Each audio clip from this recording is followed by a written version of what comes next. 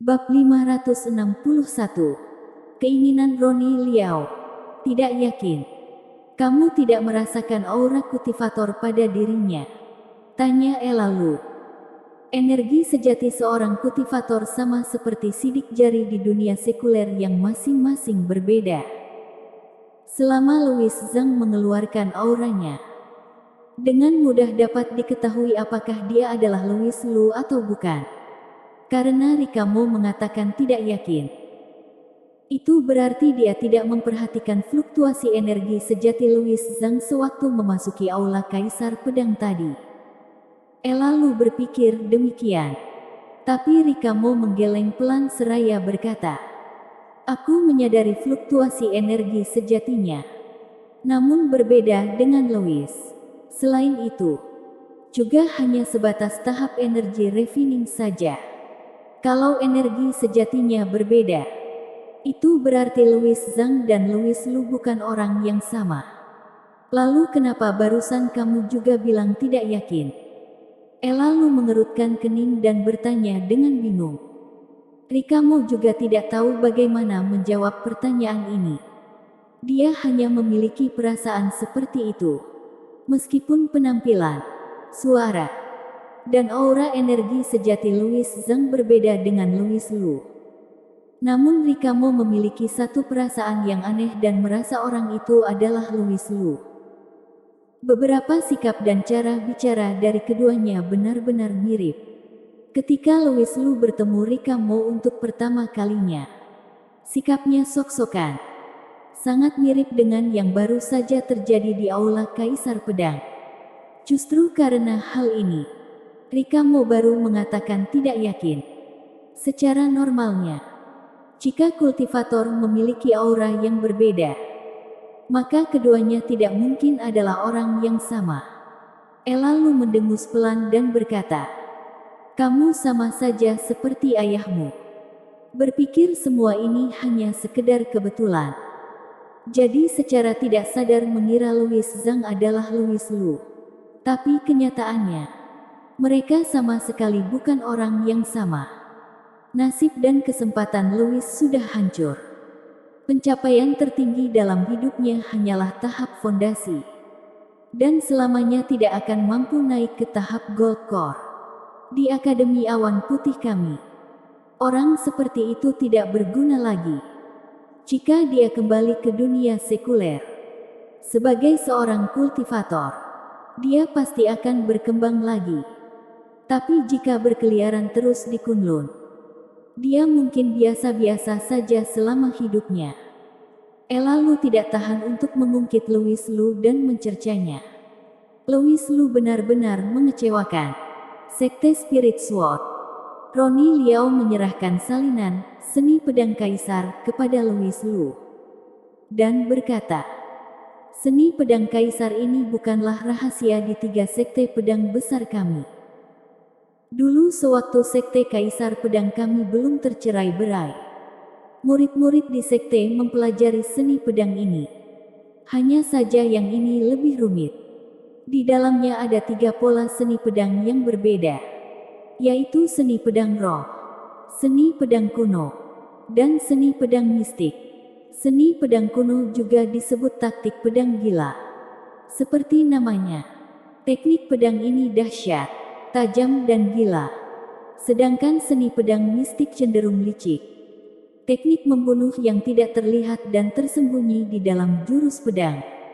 Dan seni pedang roh berada di antara kedua seni tersebut.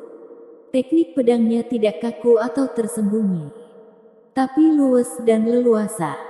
Namun pada hakikatnya, seni pedang kaisar tidak termasuk memiliki 3 pola dan awalnya memang satu kesatuan.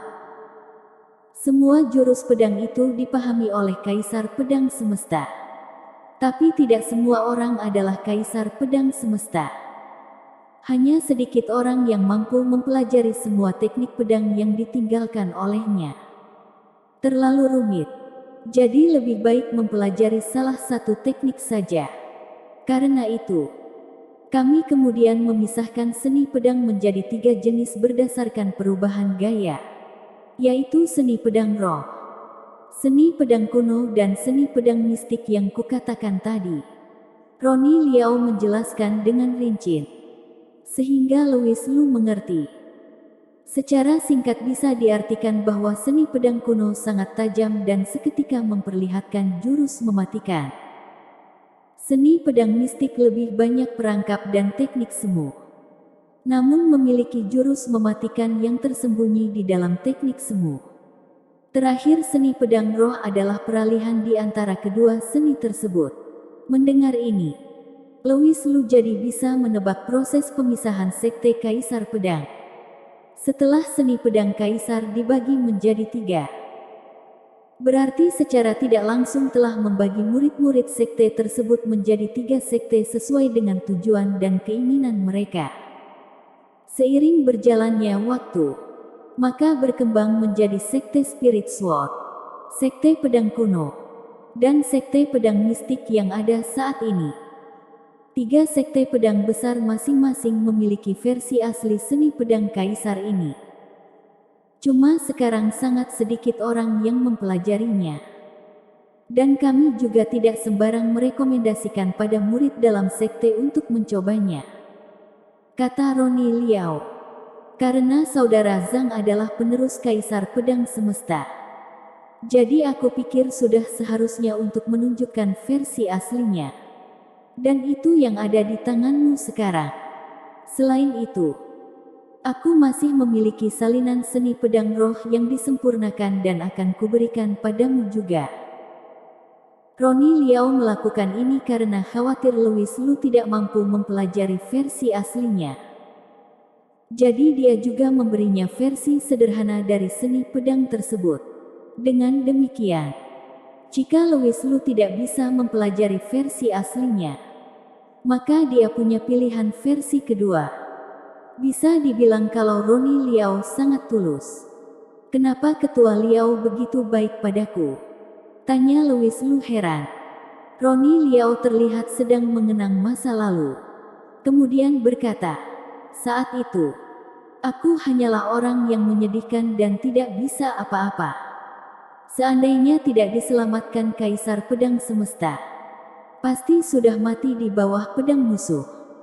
Sejak diselamatkan oleh Kaisar Pedang Semesta, aku diam-diam bersumpah bahwa aku akan mengikuti Kaisar Pedang Semesta selama hidupku. Tapi sayangnya aku tidak memenuhi syarat untuk mengikutinya memasuki Gunung Jiexing seperti jenius ilmu pedang lainnya. Sekte Kaisar Pedang saat itu sangat kuat dan merupakan tempat yang didambakan oleh hampir semua kultivator pedang di Kunlun. Semuanya berharap bisa mendapatkan 1 atau 2 petunjuk dari Kaisar Pedang Semesta. Namun, ketika Sekte Kaisar Pedang berada di puncak kejayaan, Kaisar Pedang Semesta malah membuat satu keputusan besar untuk memasuki Gunung Jiexing, menapaki tempat kultivasi yang lebih ganas dan kejam. Pada saat yang sama, Kaisar Pedang Semesta juga membawa beberapa jenius ilmu pedang. Terlepas dari Roni Liao adalah ketua sekte Spirit Sword sekarang. Ketika sekte Kaisar Pedang mencapai kejayaan dan para jenius merajalela, bayangan dia saja tidak terlihat. Jadi otomatis tidak memenuhi syarat untuk mengikuti Kaisar Pedang Semesta ke Gunung Jiexing. Aku tidak menyalahkan Kaisar Pedang Semesta. Ini salahku sendiri yang tidak memenuhi harapan. Aku juga mengerti kemampuanku saat itu yang hanya akan sebagai umpan meriam di Gunung Jiexing, keluh Roni Liao. Louis Lu setuju dan berkata, kalau begitu, Kaisar Pedang Semesta benar-benar baik. Jika saja itu orang lain, sama sekali tidak keberatan untuk membawa beberapa umpan meriam di sisinya. Karena itu aku sangat berterima kasih pada Kaisar Pedang Semesta. Sejak Gunung Jiexing ditutup, aku tinggal di Sekte Spirit Sword dengan sepenuh hati, berlatih keras, dan akhirnya memiliki pencapaian kecil. Mungkin pencapaian kecil ini tak ada apa-apanya bagi para jenius pengikut Kaisar Pedang Semesta. Tapi di antara orang-orang yang tinggal Sudah cukup bagiku untuk menempati satu posisi. Aku tahu tidak ada harapan lagi untuk memasuki Gunung Jiexing. Jadi aku memutuskan untuk melindungi Sekte Kaisar Pedang dan warisan Kaisar Pedang Semesta selama sisa hidupku. Tapi sayangnya, setelah Sekte Kaisar Pedang tercerai-berai, aku juga tidak bisa apa-apa. Hanya mampu merangkul satu sekte dan menjadi ketua. Keluh Roni Liao tak berdaya. Louis Lu akhirnya mengerti perlakuan Roni Liao terhadapnya. Dia tidak punya cara untuk membalas Kaisar Pedang Semesta. Jadi hanya bisa menaruh niat dan keinginannya pada dirinya. Sang pewaris. Dia adalah orang yang tahu balas budi. Kesan Louis Lu terhadap Roni Liao jadi berubah banyak. Bersambung.